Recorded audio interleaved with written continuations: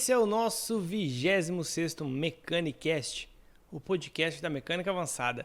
E nesse Mecanicast nós vamos falar sobre sonda lambda, ainda na pegada de poder explicar para vocês sobre injeção eletrônica, eletrônica embarcada de veículos através de áudio.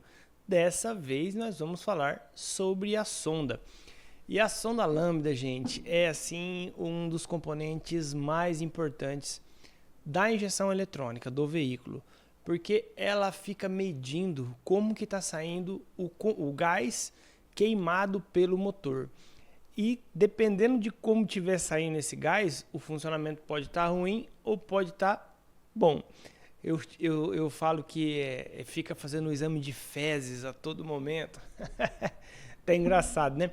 Mas não é que é o exame de fezes. É que assim, a sonda ela só consegue medir oxigênio. Se tem ou não tem oxigênio. E durante a queima, tem também, né, uma das propriedades que sai, que é expelida, é o oxigênio. Então, quando tem uma porcentagem alta de oxigênio, a sonda lambda ela dá uma forma de resposta. E quando tem uma forma de oxigênio baixa, né, um resultado baixo, ela dá outro tipo de resposta. E com essas respostas, a central ela analisa, né, o que está acontecendo e toma suas decisões.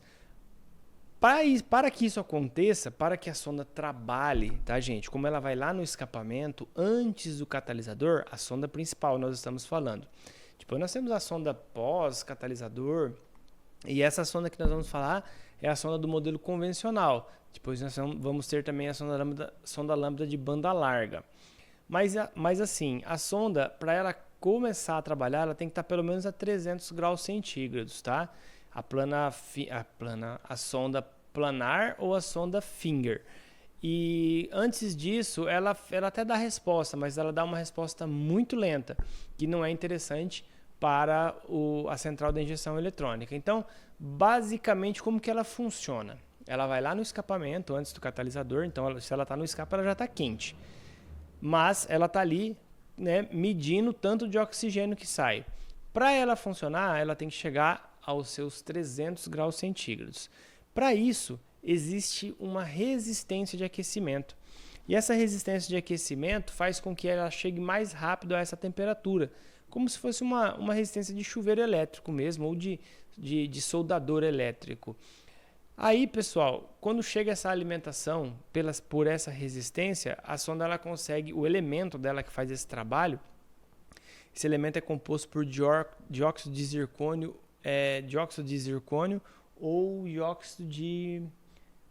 eu esqueci o outro nome. Bom, esse elemento é composto por dióxido de zircônio normalmente, e ele só vai conseguir medir isso, fazer essa comparação de oxigênio que está na atmosfera com oxigênio que está passando pelo cano de escapamento nessa temperatura. Então a resistência ajuda a chegar nessa temperatura. Por isso que a resistência ela é tão importante. Quando a resistência não está funcionando, o carro fica gastando e fica sem desempenho, porque daí a resposta fica lenta, porque daí a sonda não consegue trabalhar, manter a sua temperatura ideal de uma forma exímia, uma forma boa, né? Mas enfim, como que isso acontece? Imagine o seguinte, o carro está funcionando e está saindo pouco oxigênio, tá? Quando tem pouco oxigênio é porque está dando um pouco de excesso de combustível. Quando a sonda lambda está trabalhando com pouco oxigênio, que está passando no escapamento, significa que está com bastante combustível. Aí a gente fala que ele está com uma mistura rica. E quando ele está com uma mistura rica, ele vai gerar um sinal de 0,9 volts. Esse elemento. E quando nós temos um excesso de oxigênio e pouco combustível, nós dizemos que está com uma mistura pobre. E aí, gente, quando isso acontece, a central ela faz o quê? Quando ela vê que está com mistura pobre de combustível e alta de oxigênio, ela vai lá no bico injetor e aumenta o tempo de injeção. Aí injeta mais combustível. Aí injeta mais combustível, aí a mistura vai para rica. Aí a mistura rica significa o quê? Significa muito combustível e pouco oxigênio. Aí a central vai lá e diminui o tempo de injeção. Aí volta para baixo. pouco combustível e muito oxigênio. Então ela fica fazendo essa transição a cada 1,5 segundo a 2 segundos, mais ou menos. Essa velocidade de 0,1, 0,9, 0,1, 0,9, ou seja, mistura pobre de combustível, mistura rica de combustível, mistura pobre de combustível, mistura rica de combustível. E, consequentemente, quando ela faz isso, o carro fica com um funcionamento perfeito, porque a cada máximo, né, a cada 2 segundos, ela está tendo um controle se está com mistura pobre ou está com mistura rica. Quanto mais rápido for essa transição, melhor vai ser o controle, né, das emissões e o controle da queima que está tendo dentro da câmara de combustão. Porque você pensa na seguinte forma: o pistão está lá, né, tá trabalhando, a vela está acionando, o bico está jogando combustível, só que essa combustão ela tem que ter uma boa eficiência. E para ter uma boa eficiência, depende de um monte de fator. E a sonda ela está lá no fundo, lá na descarga, lá examinando se está saindo, se está tendo uma boa queima. E qualquer problema que der nesse carro, sei lá, um bico sujo, uma vela que não está funcionando direito, um cabeçote com problema, a mistura não vai ficar boa. E aí vai dar ou excesso ou falta de alguma coisa. Aí o que vai acontecer? Ele vai travar, né, em um número, ou em próximo de 0,9 ou próximo de 0,1, porque está dando excesso ou está dando falta. Aí a central ela vai tentar corrigir, mas ela vê que a resposta não está trabalhando na frequência que deve trabalhar. E aí o que acontece? Aí acende a luz da injeção e fala que o defeito está na sonda lambda. Mas o defeito vai estar na sonda lambda, gente? Não, né? Se tem uma coisa que não está com problema aí é a sonda lambda, né? Quem está com problema é dali para trás. Então aí é onde você tem que verificar todos os componentes que fazem com que o motor funcione. E eu sempre digo assim, quando você pegar um carro que der defeito de sonda lambda, a última coisa que você vai trocar é a sonda lambda. Porque tudo que faz o motor funcionar vai falar, né? Vai acontecer de mostrar que o defeito está na sonda lambda, principalmente quando esse componente for algum componente que está com mau funcionamento e não gera código de falha. Porque quando gera código de falha, é tranquilo.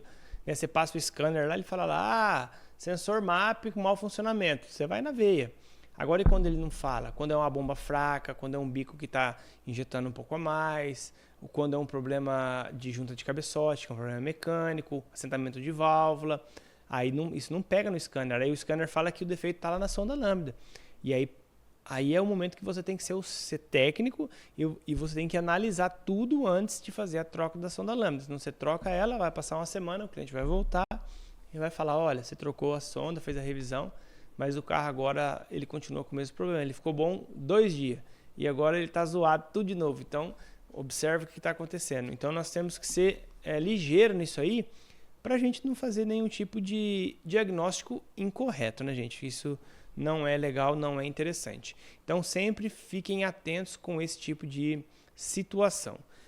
A sonda lambda, normalmente, ela tem 4 fios, que são 2 fios brancos, um fio preto e um fio... como é que é? 2 fios brancos, um fio preto e um fio cinza. Os 2 fios brancos são resistência de aquecimento. O fio preto, ele é o sinal, que é o mais importante, e o sinal, e o cinza, ele é o aterramento do elemento zircônio, né? Do elemento que faz esse trabalho aí de verificar como que está a sonda lambda, né? Como que ela está funcionando. Então, sempre conferir essas alimentações. Nos 2 brancos você vai achar um positivo e um negativo ou um PWM, tá? Então, olha só, de repente pode ser que esse sistema ele tenha um positivo PWM. Se ele tiver um positivo PWM, aí você vai achar um negativo constante. Agora, se você achar um positivo constante, aí você vai ter um negativo PWM. Tanto faz o que ele vai modular. O importante é ele modular, porque daí ele fica controlando a temperatura da sonda. Quando ele vê que está muito alta, ele para. Quando ele vê que ela está muito baixa, ele aumenta o ciclo de trabalho para ela poder trabalhar na temperatura bacana. E assim por diante. Então é muito importante. O cinza tem que ter um negativo. Põe a caneta de polaridade, tem que ter um negativo. E o preto, você tem que encontrar 0,1, 0,9 dentro de uma frequência de aproximadamente 2 segundos. 2 segundos. O melhor teste que você pode fazer para ver se a sonda lambda está funcionando é via osciloscópio. Porque daí, via osciloscópio, você vê quanto que está o tempo de transição entre o mínimo, o máximo e o mínimo, entre o mínimo e o máximo, que tem que ser no máximo de 300 milissegundos. Isso aí você consegue ver no osciloscópio. Então, gente, é mais ou menos assim que funciona a sonda, né? Por áudio, às vezes você não consegue assimilar tão bem, mas a hora que você vê uma sonda lambda, você já começa a entender como que ela trabalha e como que você vai poder fazer o seu diagnóstico. A sonda lambda ela é importantíssima para o motor. Quando o motor está fraco, normalmente pode ser ela, lenta. Quando o motor está sem desempenho, né, fraco, sem desempenho, consumo é ela, né? Sempre é ela, né, a parte de consumo. Então, preste muita atenção quando o carro tiver com esse tipo de problema, que isso pode ser o defeito da vulga sonda lambda. Beleza, pessoal? Bom, esse foi então o nosso 26º podcast, onde nós falamos sobre sonda lambda. Espero ter ajudado e até o próximo Mecanicast. Um abraço!